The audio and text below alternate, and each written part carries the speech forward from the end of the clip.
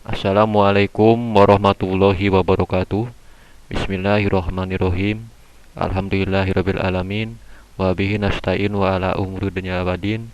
Wassalatu wassalamu ala asrofil anbiya'i mursalin wa ala alihi washabihi ajmain amma ba'du. Anak-anakku yang berbahagia, langsung saja kita pada pokok bahasan bahwa kali ini kita akan membahas tentang hikmah sholat, di mana pelajaran kita kali ini ada kaitannya dengan materi sebelumnya.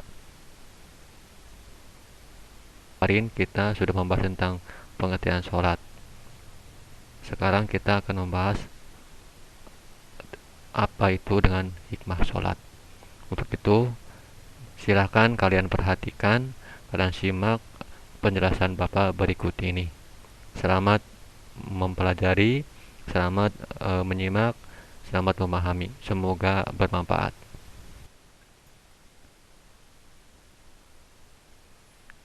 Perlu diketahui bahwa membahas hikmah sholat itu tidak lepas dari membahas pengertian itu sholat sendiri.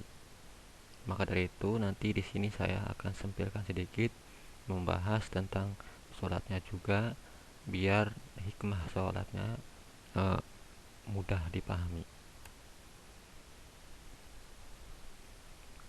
Sehubungan dengan itu, maka inilah peta konsep bahasan kita kali ini. Yang pertama yaitu pengertian sholat, terus yang kedua adalah dasar hukumnya, dan yang ketiga adalah hikmah sholatnya. Sekarang kita perhatikan gambar-gambar berikut.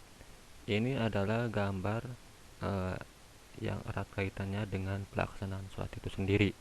Yang pertama, yang ini adalah gambar orang yang sedang mengumandangkan sholat, yakni panggilan atau seruan bahwa waktu sholat telah dimulai. Sedangkan ini adalah orang yang bergegas segera melaksanakan sholat berjamaah karena dia menuju ke masjid. Sebetulnya sholat itu bisa dilakukan di rumah secara sendiri atau munfarid, namun memang sholat berjamaah itu lebih dianjurkan, bahkan pahalanya juga lebih besar karena jumlahnya itu 27 derajat lebih daripada sholat munfarid hanya satu. Ini adalah gambar berikutnya yang masih berkaitan dengan yang masih berhubungan dengan sholat. Yang ini adalah pelaksanaan sholat tersendiri. Kita lihat di sini ada baris 1, 2, dan 3. Yang pertama adalah satu orang, ini adalah seorang imam.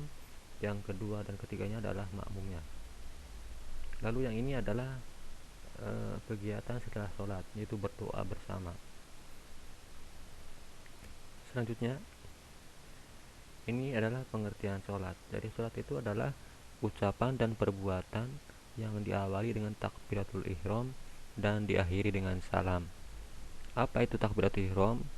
Ini biasa takbiratul ihram adalah takbir dimulainya sholat, dimana setelah kita melakukan takbiratul ihram, segala sesuatu aktivitas yang di luar pelaksanaan sholat itu diharamkan, seperti makan, minum, dan sebagainya. Jadi ketika takbiratul ihram itu sudah dilaksanakan, maka kita tidak boleh melakukan aktivitas itu. Kapan dimulainya? Ini biasanya letaknya setelah kita mengucapkan niat sholat. Contoh umpamanya sholat subuh, kita niat usolli fardo subhi rakaataini mustaqbilal kiblati adaan lillahi ta'ala, Allahu akbar. Nah, itu berarti takbiratul ihram di situ. Dan setelah itu maka kita tidak boleh melakukan aktivitas lain selain sholat. Kalau kita melakukannya maka sholatnya batal. Dan ini adalah gambar praktek sholat. Ini sebagian, tidak utuh ya, hanya yang mewakili saja. Ini yang pertama adalah berdiri sedang berniat. Nah, ini adalah posisi kita sedang takbiratul ihram. Setelah usolli ya, nanti kita mengangkat kedua tangan, ini namanya takbiratul ihram. Lalu yang ini adalah sedang membaca surat Al-Fatihah, dan ini adalah sedang ruku, dan yang ini adalah sedang i'tidal, ini sujud, dan ini adalah duduk di antara dua sujud, ini adalah tahiyat awal, ini adalah tahiyat akhir, dan ini adalah salam. Ini adalah gerakan-gerakan yang ada di dalam praktek sholat.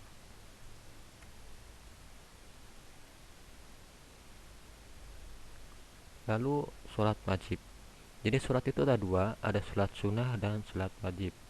Kalau sholat sunnah itu dilaksanakan dapat pahala, dan tidak dilaksanakan tidak apa-apa. Tapi kalau sholat wajib itu hukumnya wajib, fardu ain. Kalau tidak dilaksanakan maka kita berdosa.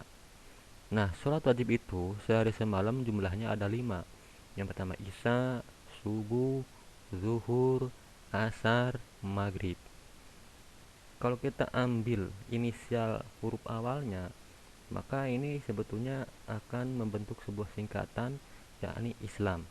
Isya, subuh, lohor, asar, maghrib. Ya.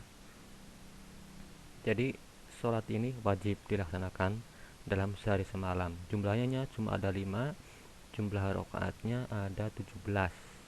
Kecuali kalau hari Jumat itu 15, karena Jumatnya sendiri hanya 2 rakaat. Selanjutnya, nah ini ya tadi penjelasan yang tadi, bahwa sholat isya itu 4 rakaat, sholat subuh 2 rakaat, sholat zuhur 4 rakaat, sholat asar 4 rakaat, sholat maghrib 3 rakaat. Jumlahnya 17.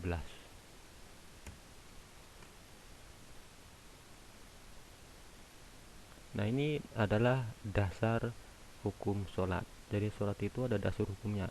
Ini namanya dalil nakli, dalil yang bersumber dari Al-Quran dan hadis. Yang pertama itu dari surat Al-Ankabut ayat 45 yang berbunyi inna sholata tanha anil fahsai wal munkar, bahwa sesungguhnya sholat itu mencegah perbuatan-perbuatan keji dan munkar. Lalu juga dari hadis Nabi yang berbunyi as-sholatu imaduddin, man aqomaha faqad aqomadin, wa man hadamaha faqad hadamadin. Sholat adalah tiang agama. Barang siapa yang menegakkan sholat, maka ia telah menegakkan agama, dan barang siapa yang merobohkannya, berarti ia telah merobohkan agama. Lalu yang selanjutnya adalah perintah mendidik anak untuk melaksanakan sholat. Muru auladakum bisolah wahum abna'u sab'isinin wadribuhum alaiha wahum abna'u asrin wafariku bainahum bimadoji. Perintahkanlah sholat anak-anak kalian ketika mereka sudah berumur 7 tahun, dan pukul mereka jika mereka tidak mau sholat. Ketika mereka berumur 10 tahun, serta pisahkanlah tempat tidur di antara mereka. Jadi ketika usianya sudah 7 tahun, anak kita itu wajib disuruh untuk melaksanakan sholat. Kalau dia membangkang, pukullah, tapi tentunya pukulan yang tidak membahayakan.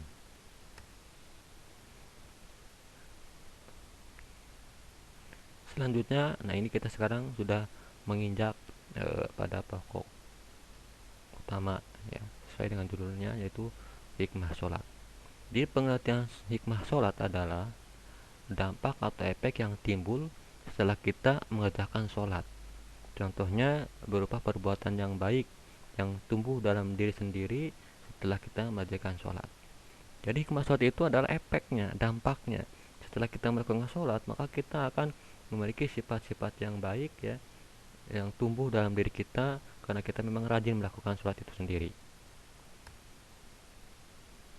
Nah, hikmah sholat itu diantaranya adalah satu, selalu ingat Allah. Jadi kalau orang yang rajin sholat, dia akan selalu ingat pada Allah, ya. Lalu yang kedua, mendekatkan diri pada Allah. Ya tentu ya, orang yang selalu melaksanakan sholat, dirinya akan merasa dekat dengannya. Lalu selanjutnya adalah disiplin waktu. Jadi orang yang sering melakukan sholat, hikmahnya adalah dia tepat waktu. Karena sholat kan sudah jelas waktunya. Sholat Isya itu jelas, sholat maghrib jelas, sholat duhur jelas, sholat subuh jelas, sholat asar jelas waktunya. Jadi ada waktunya, tidak sembarang waktu. Nggak bisa kita melaksanakan sholat itu di sembarang waktu, tidak sesuai dengan jadwalnya. Seperti kalau sholat subuh kita laksanakan ketika sudah padar sodik ya. Terus ketika fajar matahari terbenam kita laksanakan maghrib, jelas itu waktunya. Jadi hikmah dari sholat itu adalah diantaranya yang ketiga, kita akan disiplin waktu. Lalu yang keempat adalah cinta, persatuan, dan persaudaraan. Dalam sholat kita dianjurkan untuk sholat berjamaah. Nah, ketika sholat itu dilaksanakan secara berjamaah, maka secara tidak langsung tercermin di mana persatuan dan persaudaraan kita di sana eh, apa namanya da- eh, terciptakan. Kenapa? Karena seorang makmum itu sudah pasti harus taat kepada imamnya. Ketika imam takbir, ya makmum takbir. Ketika makmum sujud, ya ketika imam sujud, ya makmum sujud. Ketika imam ruku, ya ketika imam ruku, ya makmum ruku. Jadi gak boleh bertentangan. Satu-satu bersama-sama semuanya mengikuti apa yang dilakukan imamnya. Terus di sana juga ada persaudaraan, di mana tidak memandang dia itu sholatnya pakai jas, sholatnya pakai jam tangan, pakai pakaian yang mahal. Ya ketika imamnya sujud ya sama, harus sujud bersama-sama. Gak bisa nanti dia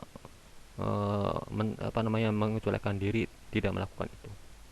Bersama-sama, bersatu dan bersaudara. Lalu yang kelima, hidup tertib dan teratur. Itu. Ini adalah hikmah yang kelima. Karena sholat itu jelas ya dilaksanakan secara tertib dan teratur. Artinya tertib itu adalah berurutan. Tidak bisa kita melaksanakan sholatnya rukunnya itu diacak random. Umpamanya Al-Fatihahnya di akhir, salamnya di awal, nggak bisa. Harus berurutan. Makanya dalam rukun sholat itu ada istilah tertib. Artinya berurutan, tidak boleh diacak atau random. Lalu yang keenam, rendah hati.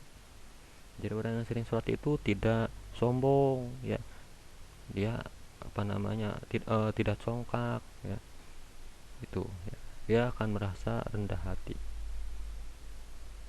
Lalu yang ketujuh, damai dan cinta keselamatan. Orang yang sering sholat hatinya menjadi damai ya, terus dan juga mencintai keselamatan. Terus hatinya tenang dan tentram. Ini yang kedelapan ya. Tidak gundah gulana atau galau atau andilau ya. Gitu. Apapun yang terjadi, karena memang semuanya yang sudah ada yang ngaturnya, yakni Allah Subhanahu wa taala, maka dia lalui semuanya dengan tenang dan tentram. Dan juga dengan damai, dia ribut karena corona, dia bikin keributan, mencuri barang orang lain dan sebagainya. Itu berarti dia memanai hikmah sholat belum sampai kepadanya. Lalu yang kesembilan adalah hidup bersih. Kenapa? Karena sholat itu kan harus dilakukan dalam keadaan suci. Yang tadi berwudu, suci dari hadas kecil dan hadas besar. Nah maka kalau orang yang sering sholat, dia akan e, terbiasa hidup bersih. Ya itu. Apalagi Nabi pernah bersabda, "An-nadhafatu minal iman," bahwa kebersihan itu adalah sebagian daripada iman. Jadi kalau orang ada jarang mandinya sebulan sekali atau setahun sekali, wah itu berarti bagaimana itu nantinya ya? Karena kan kadang-kadang otomatis kalau orang tuh ada punya hadas besar, ya harus mandi. Jadi orang yang sering sholat, hikmahnya adalah hidupnya menjadi bersih. Lalu yang ke-10, menjauhi perbuatan dosa. Itu. Selanjutnya perhatikan gambar-gambar berikut. Apa saja gambarnya? Nah, ini gambarnya anak yang sedang sedih. Berarti sebetulnya kalau orang sering melaksanakan sholat, hal itu tidak perlu dilakukan. Kalau menangis, menangisi apa? Kalau sedih, menyesali apa? Toh semuanya sudah diatur oleh Yang Maha Kuasa. Semuanya sudah ada yang menentukannya. Kalau memang bukan rezekinya, kita kejar pun tidak akan kita dapatkan, karena Allah sudah menentukan bagiannya masing-masing. Maka gak usah sedih, gak usah nangis, ya begitu. Selanjutnya gambar. Nah, ini anak yang mau berangkat sekolah. Dia pakai pakaian seragam, pakai kopiah, pakai sepatu, ya bersih sekali. Ini hikmah sholat yang baik. Berarti eh, telah dia telah mendapatkan hikmah sholat.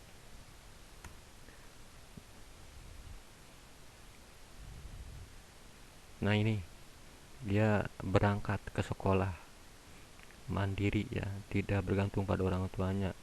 Jalan pagi lagi, ya, sehat, tertib, ya, tepat waktu, disiplin.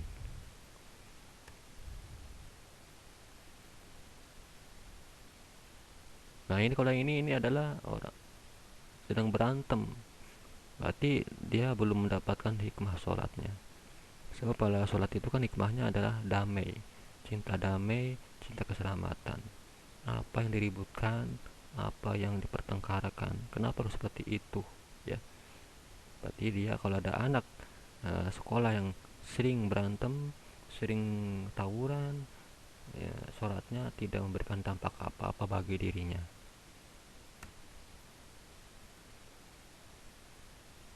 Nah, ini ya juga sama, ya, kebersihan, tertib, taat pada aturan. Ketika teman-temannya kerja bakti, ya ikut kerja bakti. Jangan teman-teman kerja bakti dia tidak ikut, berarti kan dia tidak apa namanya, tidak bersama-sama. Sebab kalau apa namanya, menjaga kebersihan sekolah adalah tanggung jawab bersama, bukan tanggung jawab si A, si B, atau si C. Semua warga sekolah wajib menjaga kebersihan sekolahnya. Jadi ketika ada kerja bakti, ya laksanakanlah bersama-sama dengan temannya, supaya timbul kerukunan, kebersamaan, persatuan, dan kesatuan. Dan ini adalah tugas, nanti akan di-share lewat grup WA atau Telegram agar dikerjakan.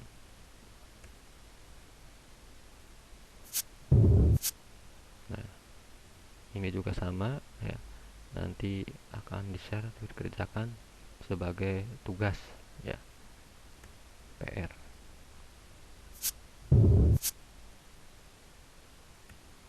Dan ini latihan yang kedua, itu sama, nanti akan di-share atau dikirim lewat WA atau dikerjakan secara tertulis. Demikianlah penjelasan dari Bapak tentang materi hikmah sholat. Silakan kalian pelajari, silakan kalian pahami dan dihafalkan dengan baik. Semoga kalian bisa memahaminya dan bisa mempraktekannya dalam kehidupan sehari-hari. Itu saja yang bisa disampaikan. Ingat, nanti ada tugas yang perlu kalian kerjakan, makanya simak. Dan Bapak akhir saja, terima kasih atas segala perhatian, mohon maaf atas segala kekurangan. Akhir kalam, Assalamualaikum warahmatullahi wabarakatuh.